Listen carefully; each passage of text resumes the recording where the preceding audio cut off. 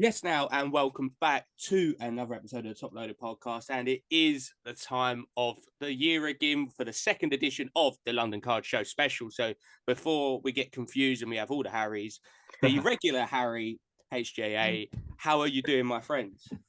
Yeah, good. It happens every time that we get H on here. It's a bit of a confusion, but yeah, very, very well. Thank you, mate. Obviously, in very much full swing now for London this weekend. We always say it, but it has come around incredibly quickly again. But yes, yeah, very good. Thank you, mate. How you doing? Yeah, can't complain. We're literally counting down the days now until Saturday. And obviously, it is a great pleasure yet again to be joined by the man himself from the London Card Show. Harry, how are you doing? I'm good, boys. I'm very well, very well. Always good to be back on. Feel at home here. Feel at home. How are you, boys? Yeah, can't complain. So we were literally saying off air last week after it was like, oh, it's London Card Show again.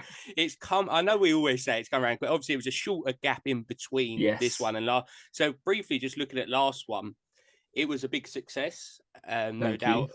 How did you find it? Obviously, the big room upstairs. There was no honey convention this time, so I couldn't go upstairs and get a nice little sweet treat. But how did you find it actually moving upstairs? It was a brand new show for us, and I spoke to a few people. I know it's same location, but it wasn't. It was a new hall. So for us, it was a brand new show, and it was just almost double the size of last time. So it was the biggest step up we've ever done. And for us, it was a big success. Obviously, we had the slight how do I say it? Slight unconventional build up with the floor plan slightly adjusting, which led to a few 11 o'clock nights at the venue, which is always fun. But hell, that's part of the game, part of the job. But no, in terms of the show itself, it went as well as I could have hoped for the new venue. The addition of the main stage, the break area, both massive successes in my eyes and from the feedback we've got. So yeah, over 3,000 people, and if someone had said that to me before we announced it, I'd have we'd have bitten your hand off. As I say, when we spoke a few episodes ago, before a couple of shows before, we were saying like the natural progression of the show, and you said the ideally would be to do well upstairs. Did it meet your expectations of moving upstairs? Because obviously it was a thing of more tickets going on sale, because that was one of the main things, was that room downstairs, for people who haven't been to the show, is a lot different in size to that bigger room, and it's worth it. The upstairs, I think, more airy, more space, but then again, it was more people. Yeah, more natural sunlight, and I think we've all said, "Oh, yeah, it's not nice having the artificial light," and it does make so much more of a difference. It makes it more like easy to approach people. It's less claustrophobic. So yeah, the bigger space kind of, it's weird going in there when there's no tables and when there's tables, and not many people can understand that unless you've been to Sandown, and it is a big step up. Like, I suggest anyone who can go downstairs and have a quick look at the other room at Sandown, because it is very weird looking at the two. But yeah, the step up, the increased capacity meant a lot. We almost had too many people on the Saturday. We've kind of had a chat with the venue, and although they were just about happy with the amount of people that are there on the Saturday, we have lowered the capacity just because we don't want it to be too cramped. The only, again, bad bit of feedback we got was that it was a little bit too busy again, which we want everyone to enjoy it. And if people are feeling like it's too cramped, that's a big issue for us. So we've lowered the capacity by about 125 on the Saturday to kind of make a more enjoyable experience for everyone. So yeah, just small things like that. But yeah, as a whole for the day, it was very enjoyable. It was nervy. I remember speaking to you boys off the pod beforehand and just going, boys, this is a big step up here. This is big. Like a few of the American guys that came over were like, oh yeah, this would be a huge show in the States, and that's what we're going for. I've said it for a while. We want to be up there with the big dogs in America. So yeah, we were overall really happy with how it went.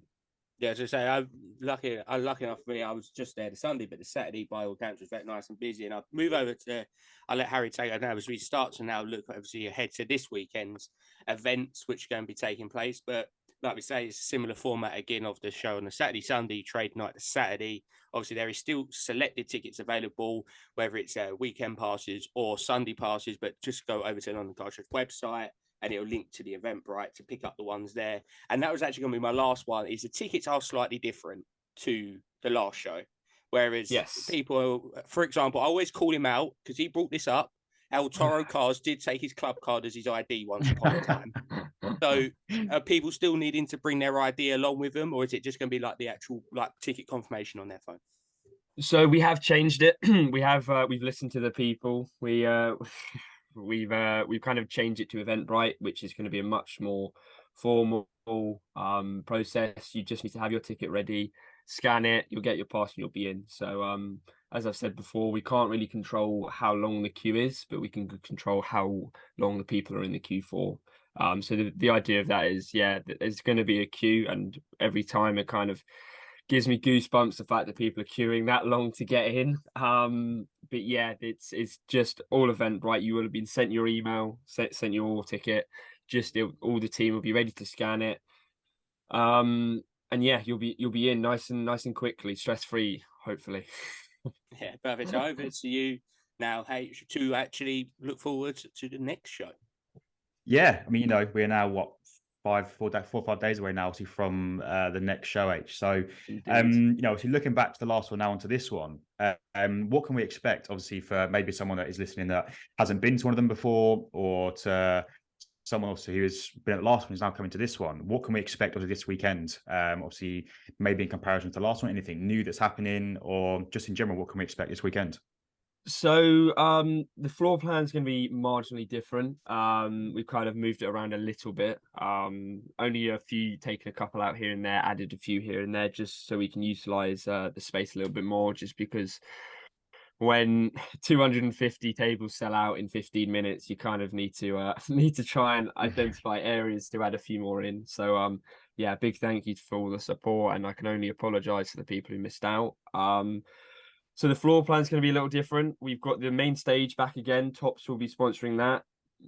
We've kind of wanted to move away from solely having the big theme of football on the main stage. And yeah, obviously it's the most popular kind of genre of sport at the show.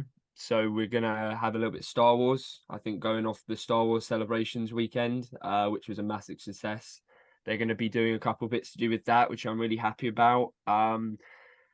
They will have, they'll be giving water bottles out, which is quite cool as well this time, as they're exclusive. So yeah, there's that little bit. Whatnot area. There is going to be a obviously live streaming TCG and sports this time, both breaking them. There is something in the works. I think it should be. I should be all good to announce it. If not, I'll take it. But hopefully, me and a couple others might be breaking F1 2020 box live, which is quite big. I know they don't do things half-hearted, whatnot, but again, we're working quite hard to do that. So yeah, they're going to be breaking both TCG and sport in their live area. And as always, you're going to have your normal, obviously, as I said, tops will be there, whatnot. There's the trade night, which is going to be fantastic, expecting over, again, 350 people for that. It's going to be good. We've got our normal high-end vendors that are on the circuit regularly. So yeah, it's going to be really good. Just about every genre of card will be there. You name it, Pokemon, Magic the Gathering, football, F1, just about everything. So yeah, it's ticking a lot of boxes so far, and yeah, we're obviously keeping the same size to an extent. Yeah, definitely. I think we've heard from a little birdie as well that you may potentially be opening the case up and selling a few cards of your own as well, which is the first time probably in the last couple of shows you've had a bit of freedom to do that. So what can we expect to see from you as well? Well, look, people who know me know that I set the show up to be involved in the shows, and as it's grown, I've unfortunately had to kind of take a step back on doing logistics. I've got a couple more people in to be helping me with that kind of aspect of it. But yeah, I will have a stall. Probably won't be on it all day. Try and jump on when and where I can.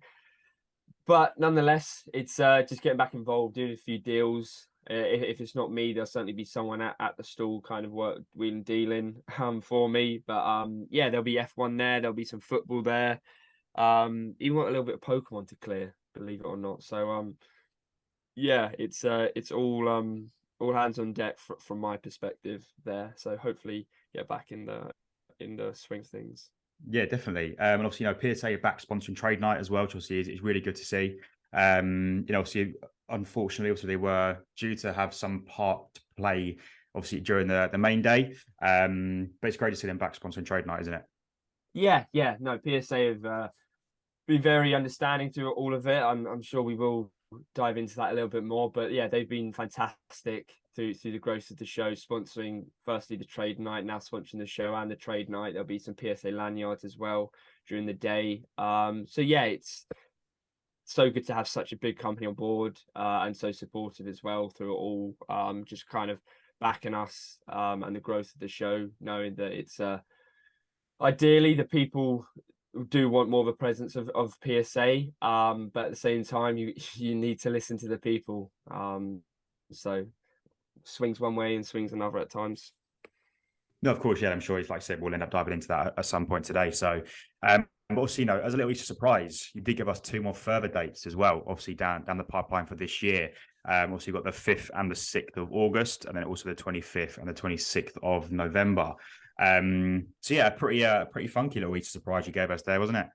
Yeah, I mean, with so many shows popping up now, we really don't want to be having to have the same as any others, same day as any others. Not for any reason other than we want everyone to be able to go to every show. We don't think our show is superior to anyone else's, but we want to give everyone a fair opportunity to grow. But more importantly, everyone to be able to attend every show. That's the idea of the community. Excuse me. And we just kind of wanted to get them out there early. We kind of got wind that there was going to be a few shows in August, so we kind of just wanted to get them out there, and then we thought, hell, why not? Let's just get them all out for the rest of the year, so people can get them in their diaries and kind of look forward to them as well. Yeah, quality. Ron, back to you, mate. Yes. So obviously, I know we briefly just touched on PSA, and I think, like I said, we were going to delve into it a bit more because no doubt it's not just us wanting to know more, but it's the actual collective in the UK and the people who would be attending the show. So obviously, there was like a bit of backlash, a controversy around the whole thing, but just want to have a discussion about it really because it's always nice to see the good side and everything like that. But we really want to, on this podcast, give the overall reaction, not just from companies, but from fellow collectors as well. So obviously PSA was going to get it seemed to be like an exclusive agreement. So was there anything, obviously we're saying now they're doing the trade, but was there anything different with an agreement with PSA that would have helped the UK collector at the show? So the thing with the PSA deal was it was never about money, and I think that was the biggest issue. I think what happened, the statement that came out, they were more than entitled to say that. No issue with that, but it's just we hadn't had our chance or opportunity to say the details about the partnership, about the agreement. To put it in, to paraphrase, PSA really want to invest in the London Card Show. They see it as a real opportunity for them to grow their presence in the UK and in Europe. So they simply wanted the kind of agreement. They didn't want to put more money into it, but they simply wanted to. Sorry, they not put us to put more money into them or any kind of money orientated. They just wanted to go, right, if we're going to put our time, resources, people, all that kind of power, because they do have a lot of it, into the London Card Show, they kind of wanted the agreement and the trust that they were going to be the only card grader there, and it was a tricky one. But we felt like at the time it would have been a massive step for the UK. Like brutally, I do think it would have been, but at the same time, what happened. A statement was put out, and it, as a company, it was. I mean, you boys can speak on my behalf, but I was very upset by it. The feedback we were getting, it wasn't what we thought we deserved. And it was a tricky situation. It was a really, really, really tough couple of days. PSA were very understanding about it.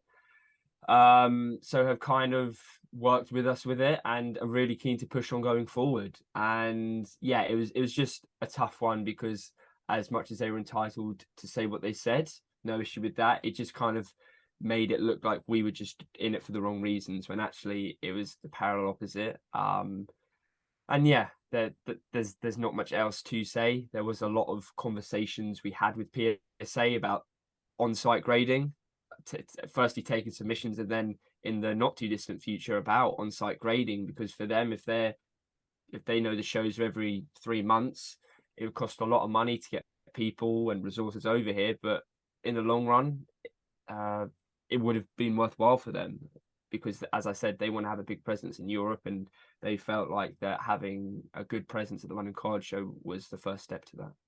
Yeah, definitely agree. I think that's been one thing I've seen a lot of times when you do your lives just before the shows, or even when we've had viewers and listeners give us questions into it. One of the main ones has been, oh, is PSA going to take submissions or actually grade at the trade night? Yeah. So it's nice to hear an active conversation with them, because I think they realise now, PSA, that there is this market growing in the UK, and they've had, obviously in the past, they've had failed ventures where it's not really been the best for them PR wise, but now seeing them trying to put a presence within the UK is a good thing to see, because we see it in America at every show, especially like your nationals. They have tons of on-site graders. So for them to reflect on the UK now and be like, we want to take that next step, it must be a good feeling for you as well that they're instilling the trust to think about putting it at your show, the PSA, because they don't do this at all outside the US.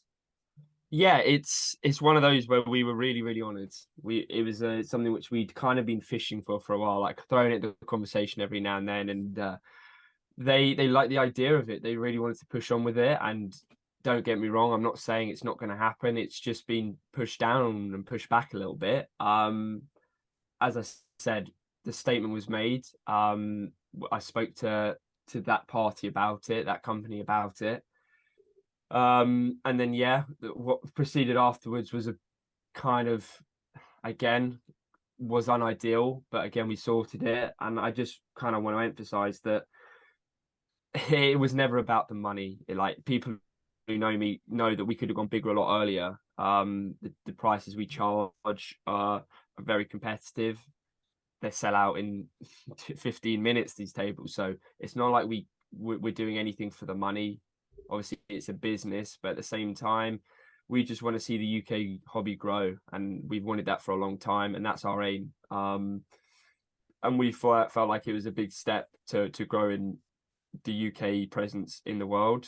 Of course, it's unideal having to say to a company, unfortunately you can't come, but to set up, we said that obviously all graders were more than welcome to attend, just couldn't set up. Do we regret it, how we went about it? Some of it, yeah. We probably could have approached them in a different way, but at the end of the day, the intention was there. Was it a mistake? We'll agree to say yeah, because look, we never want to see anyone not come to a show, but sometimes business is business. Sometimes you got to take a step back to go forward, and to really grow the UK, I think like it would have been a massive step, but I've got to listen to the people. I've got to listen to the people, and the people spoke. So there's not much else that I can say on it other than that PSA is still going to be there. There's other grading companies that are still going to be there. So that there's still room for growth in the UK. But we just got to kind of do it in a way which tries to work for everyone. I think that was perfectly put, and I think that's a perfect interlude to talk about. Let's say, obviously, like the future of the London Card Show, because obviously, I remember once upon a time where we was talking before the first one at Sandown, and we was like, yeah, you was very nervous. Oh, it's this big step up, and you've now gone from that room to a 2-dayer to now upstairs 2-dayer with obviously trade nights included. So obviously now you've committed to Sandown for the rest of 2023. Like it sounds like, with the shows being announced August and November. So is it going to be a similar format for the rest of this year in terms of actual the show and the numbers, or is there other things to expect still? Well, we're kind of in two minds, because although we have the capacity to increase the amount of tables we do, the current hall we do is only 2/3 of Sandown. So we could go full size, but we don't want it to be kind of spaced out. We kind of like a bit of a vibe. We like a good atmosphere in there, and we don't want there to be empty spaces. So we're kind of in two minds. Certainly for August, we're gonna stick with the same floor plan. Just because if it ain't broke, don't try fix it. So we're kind of pushing towards that kind of perspective of kind of keeping it as it is. There's possibly going to be the expansion in the November show, but that's to be seen. That's to be seen. As it stands, we're happy with what the kind of format. Yeah, I was going to say, I think it's going to be the first time experiencing for myself personally the Saturday upstairs, but everything I've heard, really looking forward to it. So for people who might not have attended a London card show in the past, obviously my main advice to everyone is have plenty of fluids, because you don't realise how much you talk at a London card show until you're there. But for people obviously don't know, transportation's obviously the same as it always has been. Esher is literally a 15-minute walk away. There's a free car park on site. And now with their lovely main entrance, you can park right out front of it. Like as we said before, no honey conventions this time. But is there anything changing the actual logistics of the queues or anything like that? No, other than, as I said, other than the new ticketing system, which should get people in a lot quicker, everything is just there. There's restaurants, there's hotels, really local, 5-minute walk into Esher town centre. There's a train station, buses, 5-10 minute walk away. Car parking completely free for vendors and for attendees, and there's enough to fit all 2,000 attendees per day, ideally. So yeah, not much logistically. We picked the venue for a reason. Again, people say it's not in London. Fair play to them, but as I always say, the closer to London we get, unfortunately, just the more expensive everything gets. So we're more than happy to look into that, but it just comes at a price, and good luck getting enough parking in central London for for 1,500 people. So yeah, all these things which sounds good for the outsider, trust me, we've looked into it, guys. I promise you, if we could go more central we would, but as I said, London is a very expensive place as it is. So the closer we get, it's just gonna get more spenny. Yeah, I'll pass back over to Harry now in case he's got any other questions, like regarding anything at the show, or even stuff that we'll be trying to buy at the show. And obviously, we always try and put the feelers out already. And no doubt someone's going to message me after this with a granite jacket, because it's just how it always works. Oh, yeah. I mean, it's always the same old, isn't it, at the moment, in terms of Arsenal and us being top of the league. Obviously, it comes with a price. But I had to drop it in there. Sorry. But yeah, obviously, anything Arsenal, Pierre Gasly, obviously, and Lewis Hamilton as well. So, yeah, they're the ones that I'm always keeping an eye out for. Unfortunately, I am currently trying to battle with a card that's lost from the US to the UK, which was unfortunately a big card for me. So I'm trying to battle that. So if anyone has a Saka Obsidian Color Blast at the London Card Show, give me a shout, because mine's currently lost somewhere in the US. But no, yeah, so yeah, just the usual suspects really, in terms of obviously what I'm looking for. I mean, H, are you looking for anything in particular, if you could even find a spare 5 minutes? Or obviously always wheeling dealing. I'm into tickets at the minute. I picked up, where is it? It's here somewhere. I picked up quite a cool ticket recently. Whoever can get this first will win. Not the ticket, obviously, but will win it. F1. What happened in F1 Canada, 2007? Any guesses? 2007. Who was it? On the Saturday. This is a ticket for the Saturday. So for the listeners who are worrying that their stream has gone down, it is Lewis Hamilton's first ever pole position. Ooh. A ticket to that. Right. So I'm there. I will be sending or bringing this to the show to get graded with Aaron. But I've got a few coming back on the day. He's messaged me like, yeah, the card's back, but I want to do a big reveal on the day. So I've got a load of stuff to see how the grades do. I sent off a couple tickets to get graded. One of them, good timing actually, it was a Kimi Räikkönen, but also a Fernando Alonso debut ticket. Nice. But also quite a bit, I don't know about funny, but I actually went to the that famous Hamilton's, I think 7th or 8th British Grand Prix win, but also that very famous Cops Corner crash. So got that ticket graded. So yeah, waiting for a few back, and obviously got a few cards to come back as well. So in terms of looking, you know me, GR63, my boy, and anything to do with him, 2020 mainly. I'll be all over like a bad rash. But yeah, a few tickets I'm looking to pick up. I was going to say, I think the tickets are becoming a lot popular. So obviously it's been great to preview the show, but is there any other last words you'd like to say to the people who obviously are going to attend, or maybe the couple of people that are umming and ahhing about going? And like, there is still selected availability, especially more for the Sunday. So feel free to take the reins and just the last closing words from you. Yeah, thanks.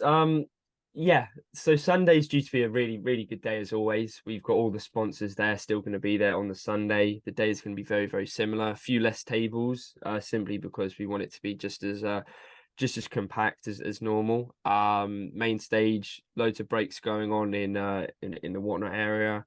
Loads and loads of vendors, all kinds of genres as always. We've got very, very, very few both day tickets left. People are messaging me being like, how come Saturday sold out and there's still both days? When we did it on Eventbrite, there's a certain amount of each ticket we made available. It's just how it works with anything. So we've got a few left for that. And yeah, a limited amount for the Sunday. As always, I don't have the whole issue of saying all tickets will be picked up on the day of the event with the form of ID. I still know off by heart with the form of ID that matches the name and ticket. You just need to have your barcode ready to scan on the day. It's actually due to be really warm.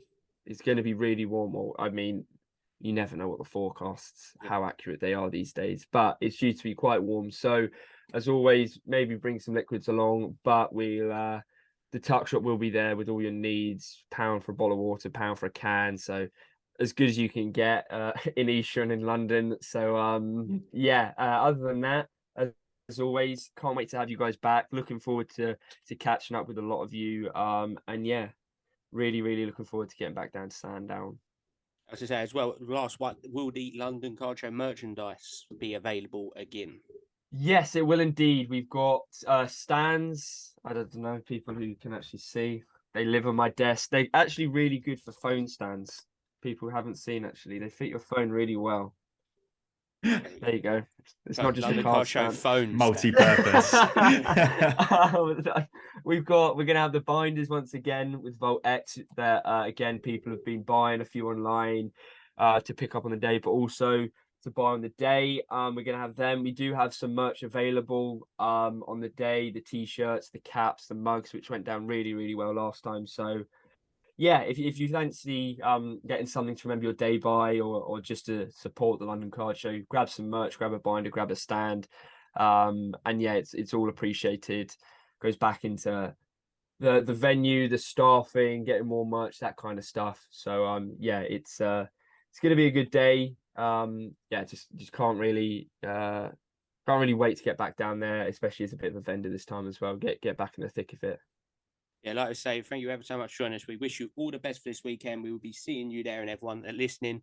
And the next segment, we'll be talking to a vendor from the show, which will be TradeWiiCards. But Harry, thank you so much. Good luck for this weekend. And we look forward to seeing you on Saturday. Pleasure. Thanks, guys.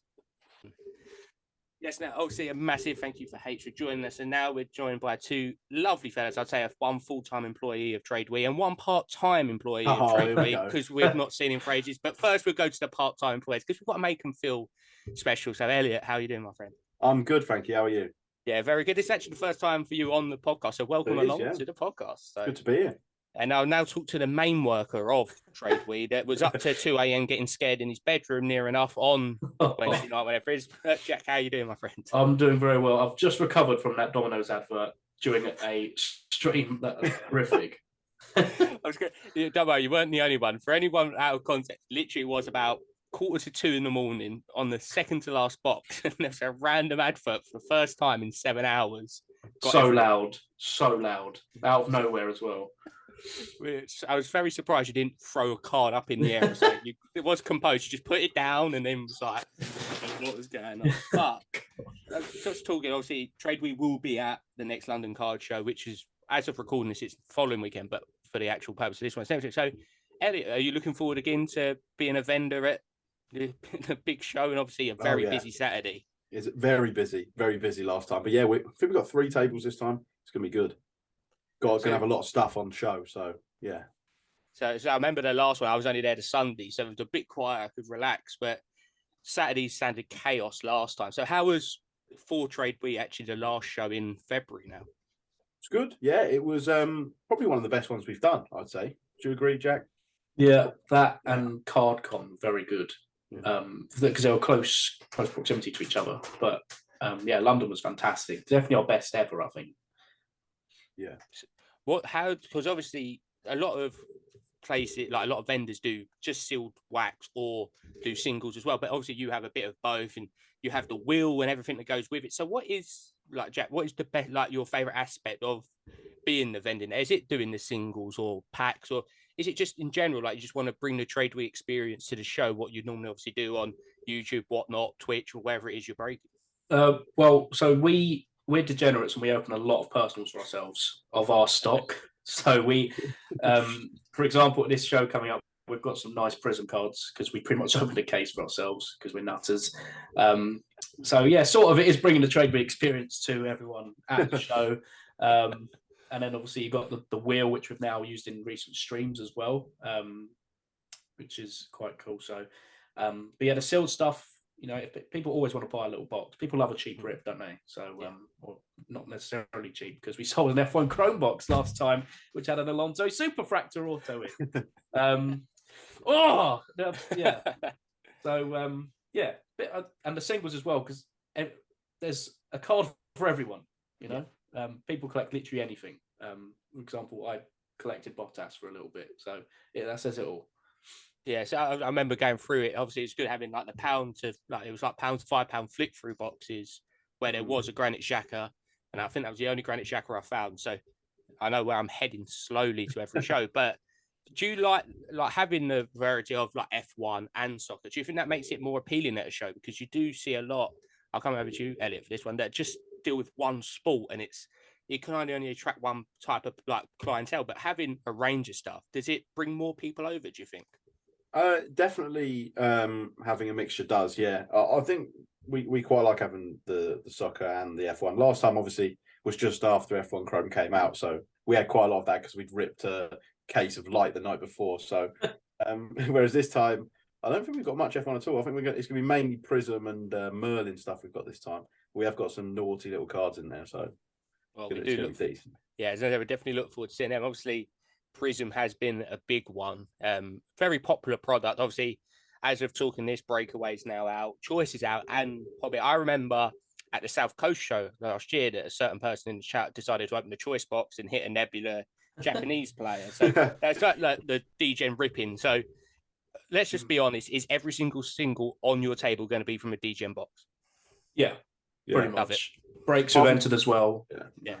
But yeah, we're in some Donruss breaks at the moment actually, and we're going to have some Donruss cards on our table as well, which is obviously a brand new release, so that's exciting.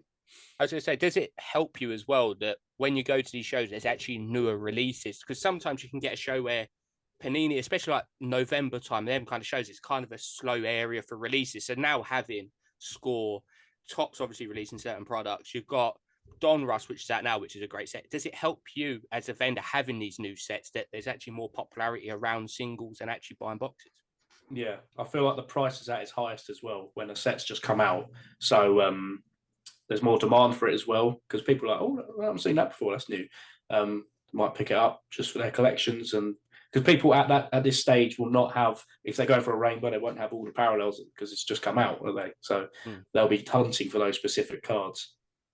Yeah, and Elliot, would you have any recommendations for people obviously going to a show, for like what to expect? Because it can be very overwhelming, especially this Saturday at the London Card Show. Chaos, I'd say, is one thing. You know, there's going to be a lot of different things. I suppose you first walk around, I'd say, just have a little scout, see what's going on, unless you see a proper good deal, because they do get snapped up quick. And then, you know, have one walk around, you know, scout out what you want to go for, and then you can go from there, really, I'd say. I was going to say, same with you, Jay. Is it a case of sometimes if a deal's too good to be true, get it done?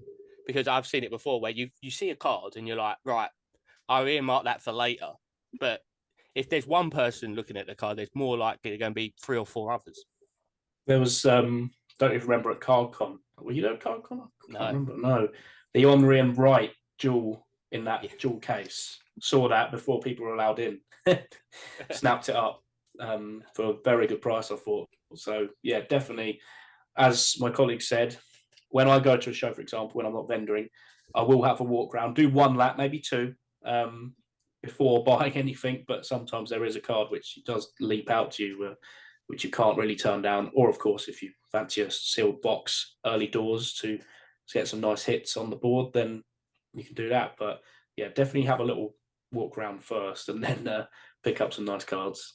The other thing I'd say as well is don't be afraid to put an offer in or offer someone an amount, because a lot of the time the price is just it's a guess, especially with new products like Prism. That it's impossible to know exactly what a card should be priced at. So yeah, definitely give an offer and then go from there. As I said, that's literally goes into my next question perfectly, and I think that's what a lot of people forget at card shows is when you see a price, is most of the time people don't have no idea if it's low or if it's high, but you just talk to people as well at a show, and I think people don't do that enough with the vendors, especially, that just go up and have a conversation with them, be like, "Oh, is there any movement on something?" Because I've seen cards before where it's like 50, and then they've gone, "You know what? I'll take 20." So is that something that you would recommend on? You also just come up for a chat. 100%. Yeah, definitely. Yeah, because that way, if you have a good chat, you might get an even better deal. So yeah, just obviously be friendly, be polite as well. It's another thing. I think manners goes a long way as well when it comes to doing deals. So yeah, that's what we'd say. And obviously, at the last show, you was on the main stage. You was taking all the fame and glory and let someone else take over your table for a bit. So I don't know if you're allowed to say anything yet or not, but is there any plans for seeing TradeWii on the main stage again, or even breaking from your table? I don't think we'll be doing breaks from our table, but you might see us on the big screen again, potentially. It just can't go away from the limelight, can you? That's what it is. I can't help it. It just brings me on. Yeah, we'll never know. We'll have to wait and see what happens. So if you get the chance to walk around, obviously before you said like CardCon, you walked around before everyone, all the buying public was allowed to get in and get their deals. You snapped it all up first. But between both of you, are you looking for anything in particular shows? Because some people might actually come up to you with cards that they're going to bring with potential trades or anything like that. So is there anything you're looking for? Well, last time I didn't get a chance to look around at all, really. I didn't pick up a single card because it was so busy. I was needed on the stage. We did the Whatnot break as well. And obviously we were selling quite a bit, especially Sunday as well. That's when a lot of the cheaper stock just went because sort of panic buys, I guess. I don't know. But yeah. What was the question again? I've got distracted. If there's anything in particular you'd be looking for if you get the chance to walk around. Any Prism BRAEZE cards. Some a nice Messi. I'd like a Messi card, and I mean, I'm gonna put it out there. A Haaland auto wouldn't turn down. But yeah, I want a big card at a London Card Show. So yeah. As I say, you've gone in with some big names there, haven't you? And I'm surprised you didn't put Charlie Austin in there. So. Yeah, well, he's never going to come up. But if someone has the out of 25, the out of 99, and whatever the other one is from Chrome 2018-19, let me know. Perfect. But for you, Elliot, is there anything in particular you'd be looking for, or someone might come up with you? There's only one card that I'm actively looking for, and that is a Virgil van Dijk Kaboom from, I think it's Prism 2019-20. I think that's what it's from. But yeah, that's the only card I'm actively looking to buy at the moment. It's a lovely card as well, especially seeing the Kabooms now is only going to bring the prices up again because everyone's realising how nice of a set it is. And the last thing for me, is there anything you'd like to say to the people that are going? Obviously, before we tell them where to find you, obviously the seating plan is not done yet. By the time this is out, it could be roughly back. But if you was going to say anything to people listening, what would you say about the London Card Show? It's a great way to pick up some cards for your collection. Not only that, you meet other people who collect cards as well, so you can meet up people who, for example, a lot of people we've met at card shows, especially London, we've only met, or not even met, we haven't even seen their face because they enter our breaks, they follow us on Instagram, chats them over the airwaves, etc. But it's nice to put names to faces etc. So yeah, a thoroughly enjoyable experience. Get some cards, meet some people, and have a good day out. And I'm going to let Elliot be the plug here because no doubt we do want to see you back on the YouTube and everything like that very soon. But whereabouts can people find you, obviously, between now and the show, and obviously after the show as well? So YouTube is at TradeWiiCards, same with the Instagram, and the Twitter is TradeWiiCards_, isn't it? I think. Yeah. Anywhere else? Have I missed any out? I was going to say, every platform's covered there, near enough, isn't it? We're on TikTok as well. TikTok. There you go. Taking over.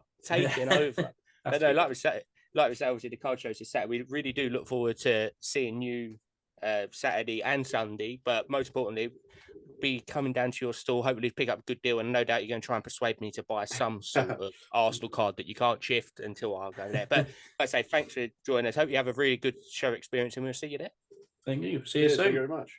So that was lovely guys at TradeWii, and now we'll be closing it up with me, Harry, and ElToroCards just to talk about perspective from walking around, sweating, drinking, and everything else. Massive thank you to the guys, Jack and Elliot from TradeWii, for giving us perspective on the vendor. And now I have re-emerged with Harry again. Like, this is going to be nice and seamless on the recording, but it's like 4 days apart.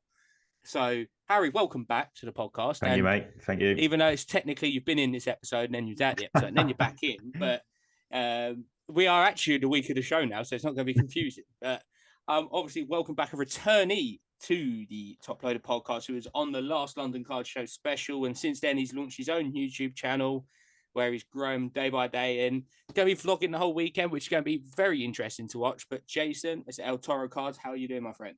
I'm doing all good. How are you guys doing? Yeah, very, very good, well. mate. That's very good. It's finally London Card Show weekend again. Obviously, it was only about 6 weeks ago, 7 weeks ago, whatever it was, since the last one. So, Jason, you looking forward to it?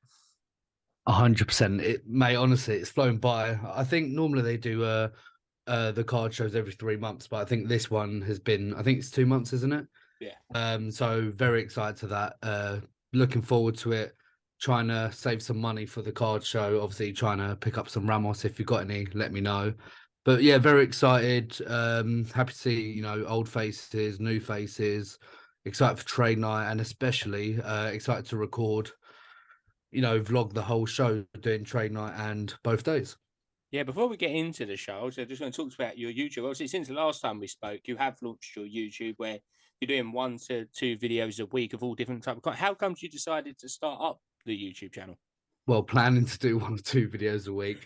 Been trying, ideas coming out, but no, I've always wanted to do it, and I just needed the courage, equipment, I would say as well. But I thought, why not just do it? Let's do it. And then started the channel.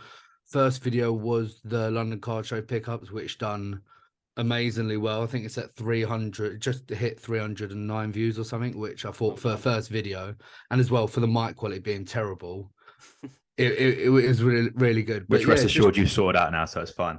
Exactly.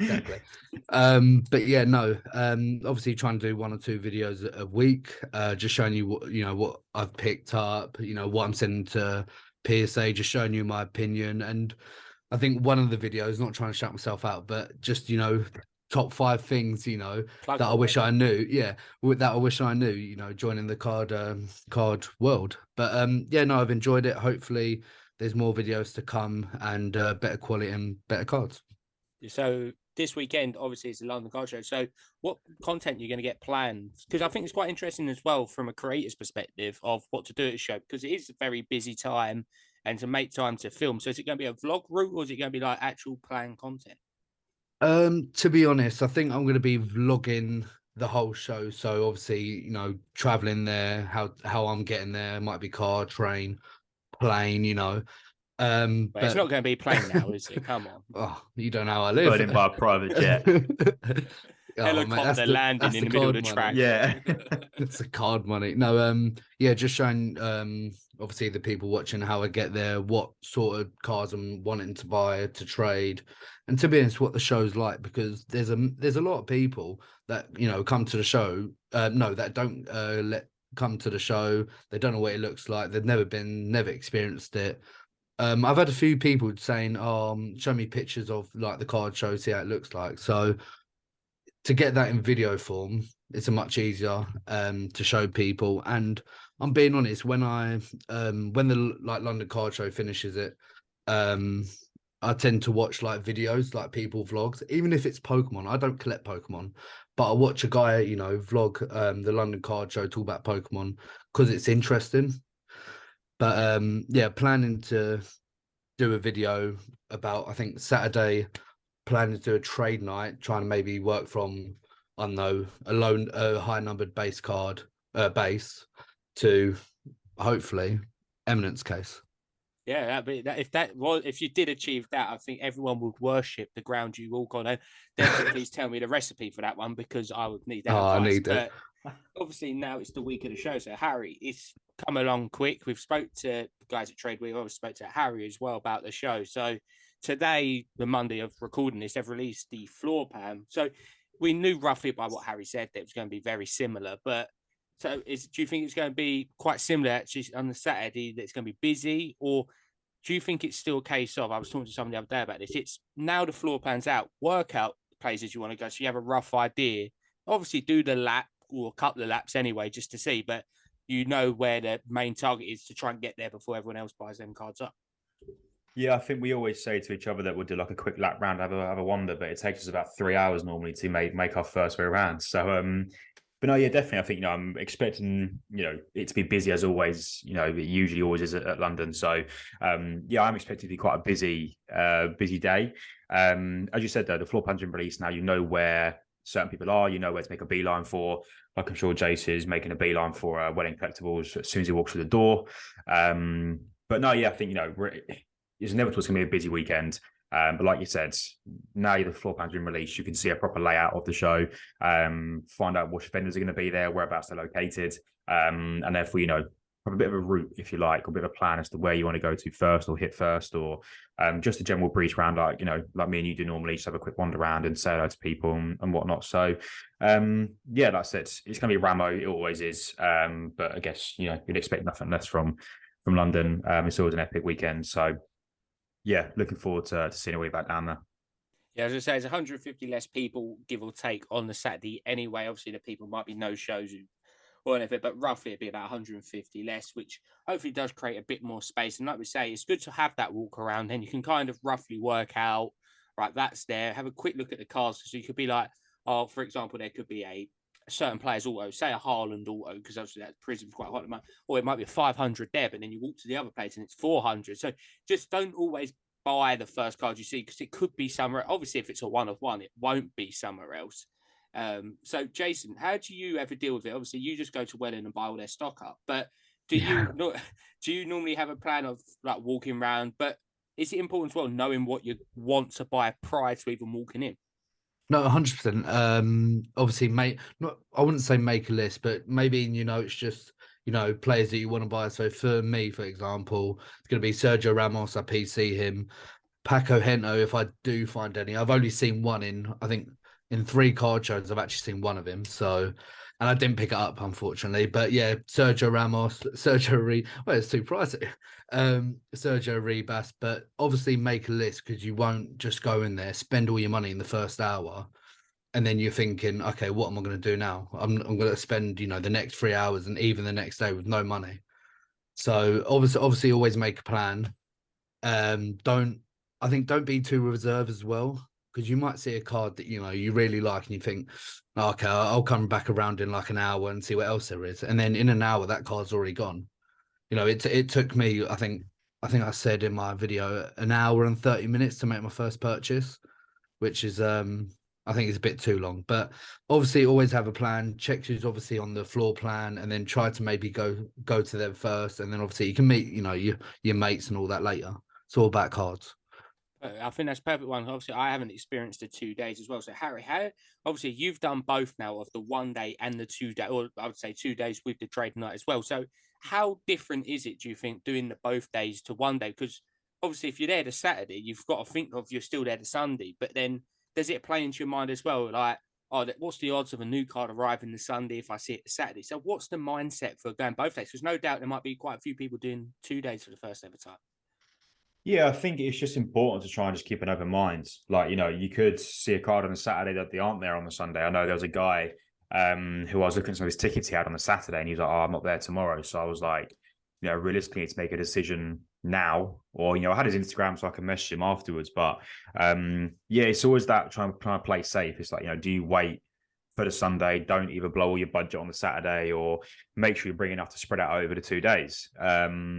But yeah, it's just about having an open mind, but also, picking up what you want to pick up. If you see a card on a Saturday that you're like, yeah, it fits perfectly into the PC and it's something I'm looking for, don't try and hold off and wait until the Sunday. And when they're not there or the card's gone, you'll kick yourself. So it's really good. It's weird. Like, I know last time around it was weird for me to go the whole weekend because I was like, it's weird that we're back here tomorrow. Like, it's just odd when you think, like, usually we're supposed to have like a 1 day event. So yeah, it's trying to just pace yourself.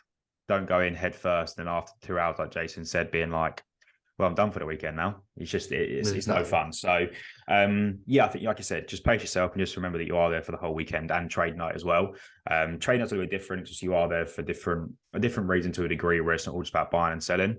But yeah, just pace yourself and just try and remember who's there on the Sunday as well, because there's people there on the Saturday that people aren't there on the Saturday, that are going to be there on the Sunday, that have certain cards you're interested in, or will have certain cards you're interested in, to try and obviously pace yourself for that. So but no, yeah, doing both days is wicked, but yeah, you just gotta remember you've got 2 days ahead of you rather than just one.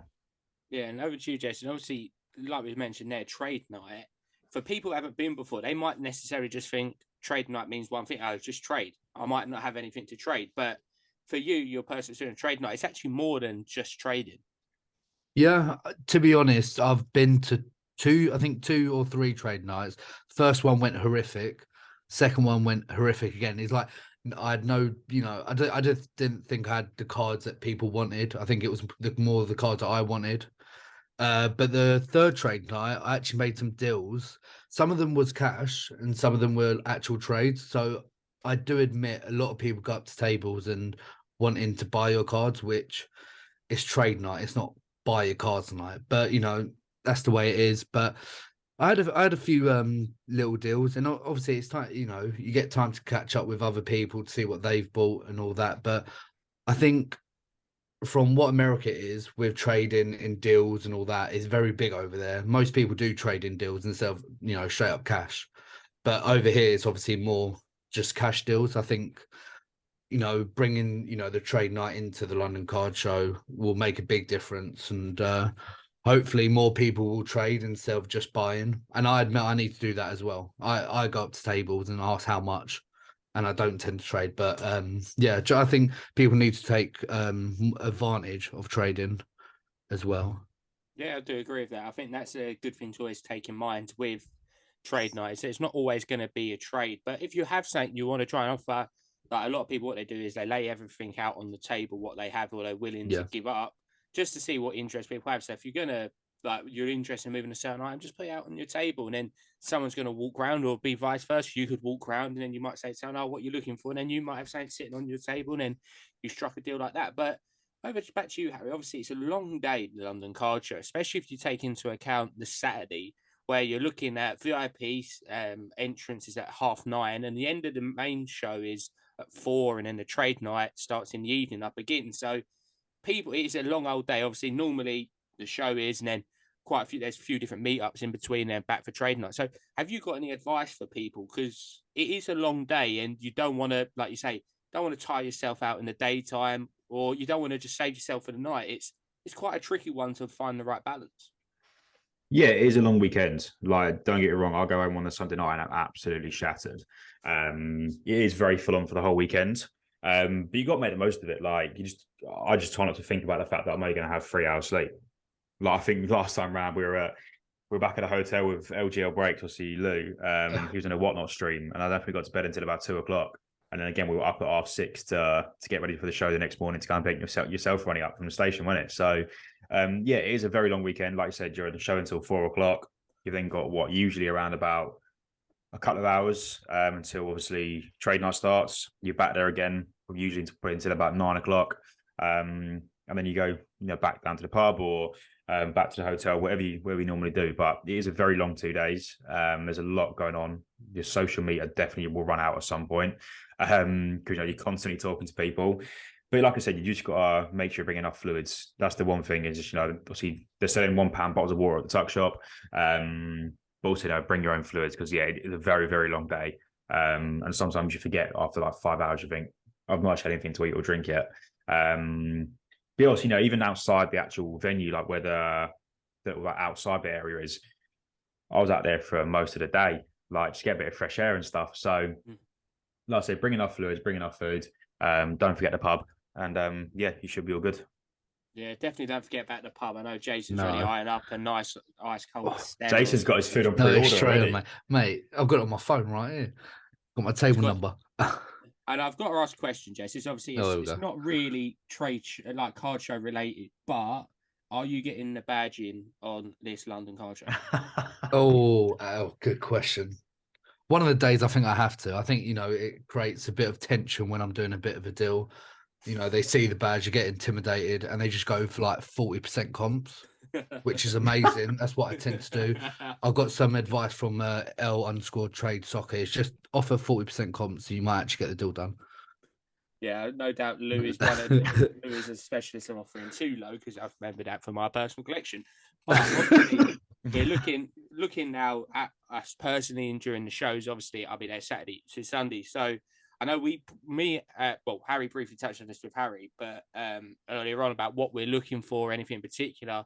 But I'm going to change it slightly. Obviously, there'll be a lot of raw cards there and a load of graded. So do you have a preference at a show? Because obviously it's nice to see condition. Say, for example, you're picking up a card in show. It's not easy to say, oh, do you mind me taking out the top load or out the sleeve to see the condition? So how would you look at condition of a raw card as you're buying it? Because obviously that's key in the price. But then again, you don't want to, it's quite a fine line. And then you don't want to be spending too much time at someone's table that you're analysing their cards. And if you spend that much time at a table, put it back, then people might be like, oh, there's something wrong with that. So over to you, Jason. Like a condition of card, how long would you like look at a card? Would you look at it very quickly over, or would you like try and get as much detail out of it as possible? Because if it's going to go for grading, you want to be buying a good looking card rather. Well, yeah, I'm not going to buy a card with edge wear, scratches. If I'm buying the card to grade and maybe sell on 100%, I'm going to have a quick. To be honest, I know it's weird, but I find it a bit awkward. Like the guy, the guy or the girl just looking at you, and you just scan the card if you're going to buy it or not. But 100%, I think if you're looking to grade or just even in the personal collection, look at the card, make sure it's gradable if you are sending it's grading, or it does make a big difference because say if it's a big card, say if you spend 100, 200, 300 quid on a card. I know you can take, the buyer's word, but I want to look at it myself. I could say, that will gem mint 10, 100%. Comes back an 8. There's a reason. But I think always look at the card. And for me personally, I don't think you should think this way, but if there's a raw card that, it's an expensive card, why is it not graded? Why are they not sending it to grading? There must be a reason. But, just double check the card if you want to obviously grade it off, obviously check it, but I think you should always check before you buy. No, I think it's very good advice. And similar to you, Harry, obviously you have bought raw cards and graded ones at shows. So do you have I personally, I will try and look at the condition of a card, but like Jason said, it can be a bit awkward at times. Or how would you view it? Like raw cards, especially that obviously in America it's a bit different. We had this discussion with Troy when he came on a few weeks ago that the access to grading in America is a lot more. So that's part of the reason why it could be raw. So how much would you still look in depth as well, Harry, at the card? Obviously, if it's potentially going to go for grading, because there's some really nice cards, but you want to add to your collection, you don't want it to be like a ding corner or a big scratch or something like that. Yeah, I think I always have a tendency to buy graded cards anyway. Like probably a good 75% of my PC is all graded. I think, if you're buying a raw card purely for the PC or purely just to keep in the collection, I'm not overly fussed about the condition. Like, I recently also bought that Fabio Vieira Tiger Strike Prism. I was looking at that earlier under the ring light, and I was like, it looks fairly decent because I was thinking that's something I could send off for grading. it's a card show where that's more probably accessible, where you have the card in hand that you can actually have a look at the condition. Absolutely, yeah. I think if you know what you're looking for and you know what you can look out for in terms of what possible grade it will get, I don't think you'd spend 15 minutes analysing a card top to bottom to try and sort of give it a rough grade. Like I said, if you're buying it to grade to sell on or buying it to grade to add value, yes, I think you do need to check over the condition to see. However, for me, if I'm buying a raw card that I'm going to keep in the PC or send to SGC just to slap up at some point, I'm not overly bothered about it as long as there literally is not like a bent corner. But yeah, as for me, I have a tendency to buy most of my cards already graded. But like I said, that's where probably my head's at in terms of raw cards. I don't know whether you think the same, Ronnie, or not, but yeah, I think naturally, I always look at a card just with past experience of being in like the grading world before and I think I've got a bit of an eye for the cards now that I can kind of see damage, but it kind of depends if, for example, if it's a lower end Granite Xhaka, for example, and I haven't got it, I'm not going to really look at condition because it's going to go in the PC anyway. But then if it's like £100 card, I'll probably have a quick look over it. I'll ask the seller, do you know of any defects? If he says no, I'll say, do you mind if I have a quick look over the card, if that's all right? Then they might say, yeah, no problem, take it out the sleeve, or they might say, yeah, no problem, just so have a quick look over it. Obviously, it's not the end of the world. Some cards, if they got damage, you might just be like, look, it's a really nice card, but I'm going to grade it and there's a slight defect. So I think that's another thing as well. I'd always stress to people, it's okay to say no once you're in negotiations, that if you change your mind on a card or you see something that you don't like, you can always say, oh, no, I don't want this card. Sadly, mate, sorry, but I'm going to pass. That's always an option. But there's one last talking point about a card show, which always has to be covered. And in the world, there's one word beginning with C that is not welcome, which I do not call Jason normally, but I'm going to come over to you, Harry, for this one. The dreaded words of comps. Obviously, it's a big talking point that shows. It's a big talking point that shows whether, obviously, people want to look up a price for card before buying it, but then some sellers are like, I don't give a crap about comps. This is the card price, simple as. How do you see, like, looking at comps at show? Would you like see a card, go away, look at your phone, look at comps, but then not mention to the person I've looked up comps, or do you just go and say, well, I know this card sells for 100, I'm not paying 200 for it? Very touchy. I think you've got to look at it as a ballpark figure. It depends on when the last comp was. I know we've briefly spoken about it before on the pod. It comes basically in terms of like how recent the last sale was. You've got to take in consideration how much the market will fluctuate. If you're looking at a card that sold for 2 months ago for 80 quid, and that card is biased, Bukayo Saka, someone that like is consistently performing every week and is the value of his cards are going up. 2 months ago, yeah, it might be worth 80 quid. It might be worth 150 now. You can't then go, oh yeah, got a risk comp of 80 quid. It's not direct comparison. I'd always look up comps if I'm unsure of like a price of a card and just to double check whether that price they've listed is fair. But I guess I would never probably directly be like, there's a comp here for X, I'll match that. Like, so use it as a ballpark figure. If you're happy paying the price they've got, cool. If you want a better deal, negotiate, 10 off, 20 quid off, cool. But I just like it. I think comps are a good way to exercise, how you can check a price, how you can double check to see if the price is fair, how you can double check to see what the ballpark figure of a card is. And like I said, it gives you an idea of how much you want to be paying or how much you should be paying. But like I said, like we've had before, with new releases, the prices are all over the gaff. We saw like, obviously our good friend Lewis, obviously, he had the groovy Martinelli. You got comps ranging from 90 to 250. It's like, as a seller, you can go, all right, it's worth 250. As a buyer, you can go, all right, it's worth 90. So I think you just got to take that into consideration as well. But for me, I'd always use it as a ballpark figure just to try and gauge how much a card's value is at that current time. Yeah, I'm going to change it out for you, Jason, because I know you buy a load of vintage, especially it's very hard with comps at card show, especially for vintage, because it could never come. There could be a card that never comes up. If people are wondering why I'm looking down, is I'm in a case break at the moment, and I nearly bought Neymar, and they've just hit a Neymar 1/1 auto. So I will show people on the screen for this one. Yeah, Neymar won. That's why I'm distracted. It's because I was just seeing one of the corner marks. Like, oh, hello. Jesus. But obviously, with vintage, it's very hard comps in general. Anyway, you can have the same item go for 50 or 300. So, is it also just having the knowledge of the stuff that you're buying when it comes to offering a fair price on a card? I think with vintage, it is a lot different. Like, for example, my PC's Paco Hento, most of the times, unless it's one of the bigger sets of that. So, for example, there's a Turbo set from 1953. There's a lot that sells on PWCC. But there was one that I recently bought, I think £30. There's literally no comps on it. So you have to kind of guess, like maybe like different plays from that set. So if I don't know, a Di Stefano went for this much in that set, so you use different players normally, but it's very hard to check comps or last sold on vintage unless it's obviously a bigger set. So for example, I picked up an Eusebio from 1970 World Cup, PSA 3, I believe.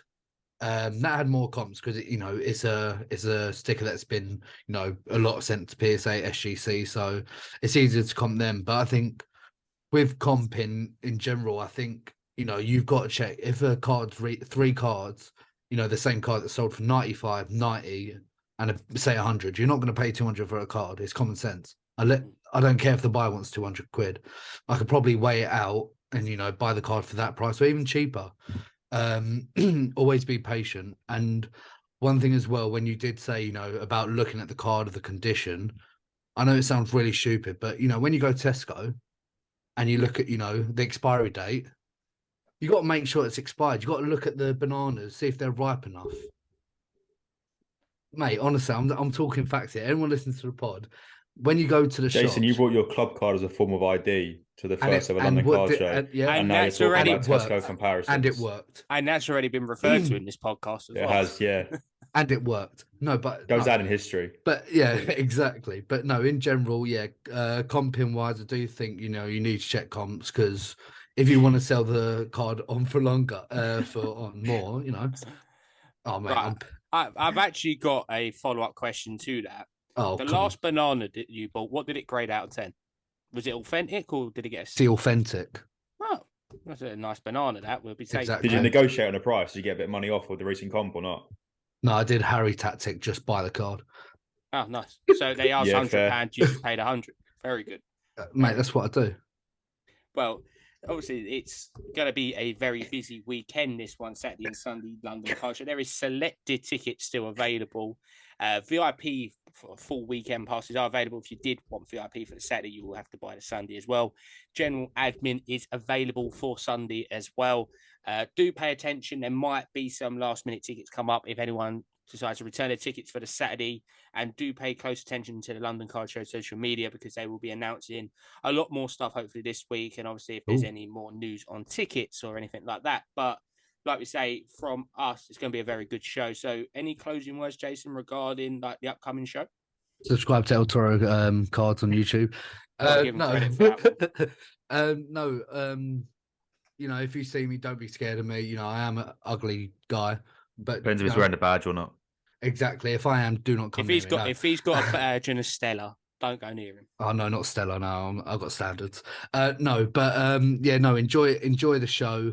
Obviously, if you do see me, I'm a nice guy. I'm a very nice guy. Don't spend all your money at once like I did at my first ever show.